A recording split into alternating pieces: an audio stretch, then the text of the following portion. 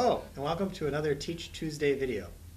So Todd, we've already discussed lectures, discussions, and projects in the distance environment. What's left to discuss this week? Glad you asked. This episode's something of a happy accident. We're talking with Dana Johnson and Nina Powell from the social work department. And originally this was going to be part of our discussion regarding discussions, how to do discussions in a distance-based environment. But it was so good, and we went in a different direction that we decided to make its own video. And they're going to be talking about skill building. And what they do specifically is they teach students to develop their interviewing techniques using distance education means. So it'll be really useful for anyone who needs to do that, to teach skill building classes. Secondarily, I think it'll be useful for anyone who wants to use like web conferencing in their class. And finally, and this was, I think, what made it interesting to make it its own video, this was the one instance that we found where where the distance environment was preferable in some instances to the face-to-face environment. So be on the lookout for that, because I think that's counterintuitive for a lot of folks. Okay, that sounds really great, and then we'll come back here and wrap it up at the end. Sounds good. Hi, we're here with Dana Johnson and Nina Powell, who are professors in the social work department. And the reason they're here today is they're part of the distance ed series that we're doing as part of the Teach Tuesday videos.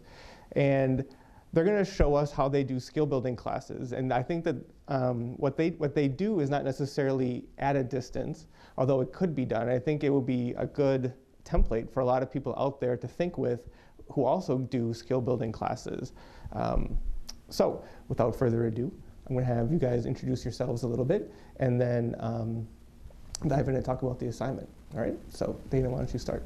Okay, so I'm Dana Johnson, and my role is as a lecturer, and I'm also in child welfare, and my background is in child welfare, so I'm the child welfare coordinator here on campus. I have used this type of technology more so at the graduate level in our MSW program, in our skills course that we have. I also have used it with some of our bachelor level students as well. But definitely we'll probably focus more on the MSW graduate program while we're talking about this. Mm-hmm. My name is Nina Powell. I am a lecturer in the social work program here on campus. I have used this technology for bachelor's level students as well as master's in different ways, live as well as recorded methods. So we can discuss each. All right, so let's dive right in. So tell us about the assignments that you use. What are the goals of the assignment? What do you have students do? What types of skills are you working on with the students? Absolutely, yeah. We, in our master's level class, it's a skills class, and we are hoping for them to master interviewing skills when they're out in the field working as social workers with clients or people they're working with.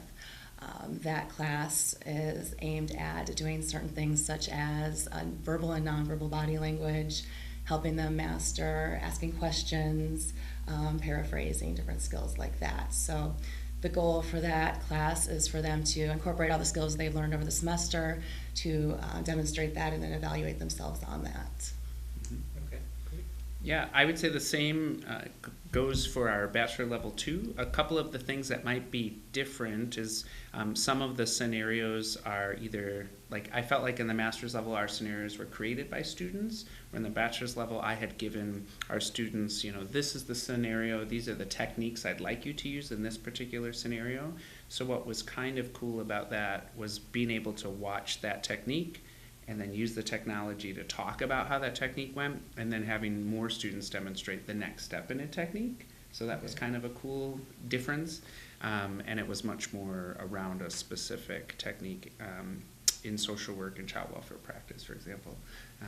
So just another way of using it. Okay, so do students watch themselves, or do they watch each other, or kind of a combination of both? So like one student will watch another student and say, almost like a picture like you're watching football or whatever, and they'll say like, oh, look at that play, and then they'll circle it and then see what they did or whatever and say, you should have done it better that way, Is it kind of like that, or is it more, how does it go when you're sort of doing the review sessions? Is it live, is it not live? A little bit different in the bachelor level compared to the master's. In the bachelor's level, they recorded themselves and we watched it in class.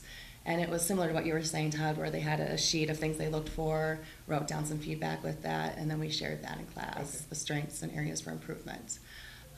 And then students would evaluate themselves at a later time. In the master's level class, it was live, so they often didn't know what the situation was that they would be encountered with when they're interviewing their clients, which I thought was very true to what happens sometimes in the field, where someone just walks in and you have to just do what you're going to do in your hour. But they then they received evaluation from the class and then evaluated themselves like instantly with that.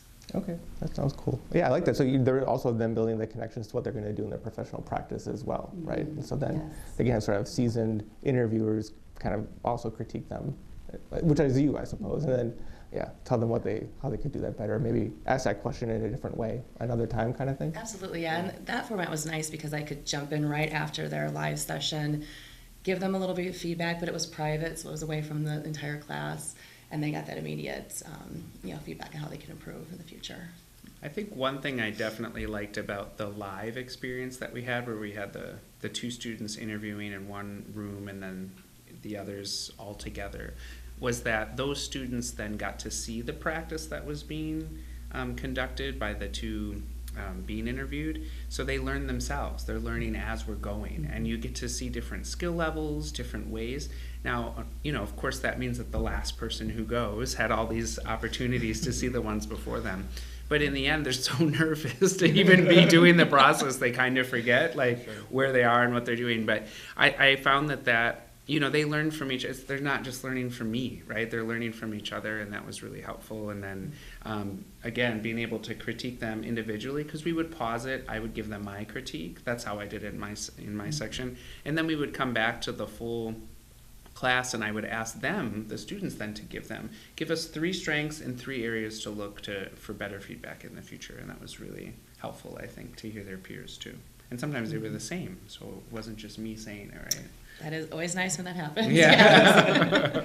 Right. So one of the things we talked about before we started rolling was that this room that we're sitting in is sort of the end point of a long evolution of various iterations of this assignment. Could you maybe sort of walk through some of those ways that you've done this assignment using different technological setups and how those have gone? What have been the pluses and minuses, and how you sort of got to the place where we're in this room now? Absolutely, yeah. The first year I taught the skills class for master's students. Students were asked to record their sessions. They could choose family member, friend, someone to play the role as a client, and then they were the therapist or the social worker in that situation. Students, I found, would have, for one, they'd have a hard time really watching themselves in the recordings that they created. Many students had their heads down. It caused a lot of anxiety for them. Also, I noticed that students were kind of editing the videos. If they didn't like a certain part, they'd stop the video, do it again. So it wasn't a real true-to-life experience for them like they would get in the field. So the second year I taught the class, we decided to do it a little differently by having groups of students do it live, but do it simultaneously. So we'd have a group interviewing over here in the room, over here, and then a third. I worked as team teaching with another faculty, so we would sit in the center of the room and listen to the 3 interviews going on simultaneously, which you can imagine was a challenge, trying to hear 3 different interviews going on at once. So just trying to process a better way to do it, and investigating technology and what we could do to improve this. Also taking feedback from students on their experiences with it and what they thought would be best. And I heard a few students say it'd be great if we were just in another room interviewing, and the students, faculty were in the other room, and we could just do what we need to do and then get evaluated that way. So did some investigation on Blackboard Ultra and what that would be like, and implemented that the next year, and it worked well. Actually, it worked very well. It's kind of the evolution between it. Our class this year took place in this lab, so we were able to record the sessions and have students behind the scenes watching and evaluating with that. So, the only thing I would add that we did all of that, so that's exactly the evolution. And we were chatting earlier that when we were in our programs going through school, we had to use VHS tapes and record that, and then we would watch it with our instructor and give feedback, and it was kind of an odd way. You had to find time to do that. And for the instructor, that meant that they had to find, 25 hours to meet with students to kind of go through that, where this is immediate, right? And the feedback's immediate, things can happen. I will say that one thing about this room or two things about this room that made this room, I guess, awesome, is that on some of my role plays were with kids as clients, or the social worker was working with a child, where we could get on the floor, which was really nice with the carpeting in here, and to be able to kind of feel like this is what a team meeting would look like in either a school or a counselor's office. So there definitely is that appeal to it looking more realistic. I think the other piece that we did, we used the smartboard. So a couple of the times I would put up the actual PowerPoints of the techniques that we had learned in class, that previous week.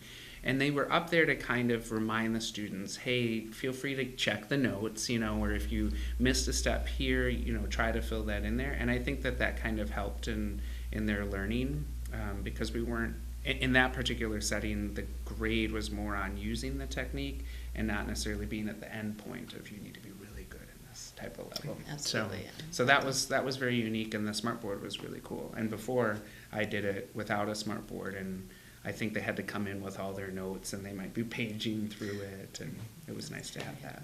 So. And piggyback, off your first comment about how it's nice to get on the floor, and some of them pretended to be kids in the scenarios.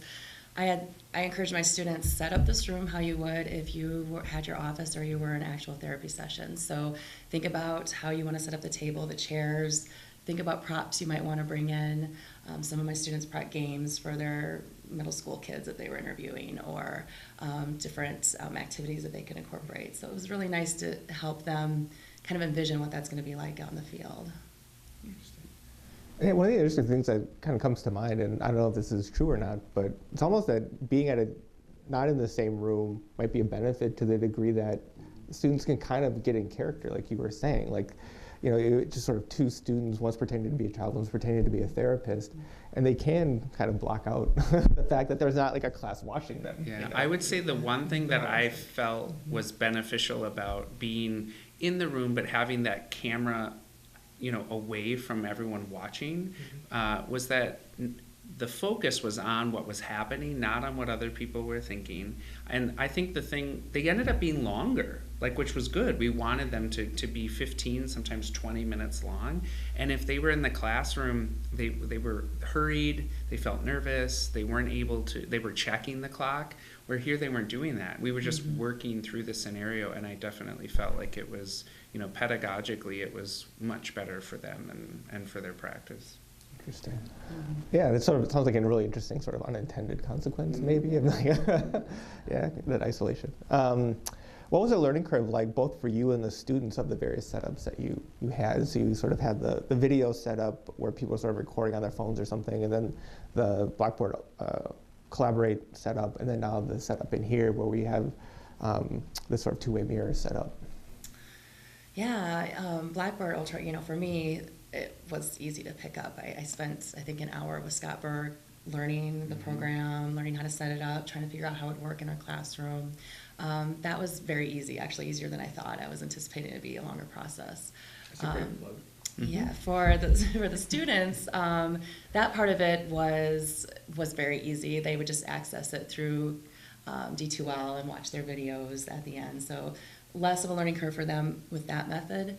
As far as our lab goes, there were two experiences I had. The first with the BSW students who recorded themselves in this lab, a little more of a learning curve with that, some guidance with how to record, how to save that, how to download some of that. But with the master's students, I would do all that on their end since we did it live, so not so much of a learning curve with that.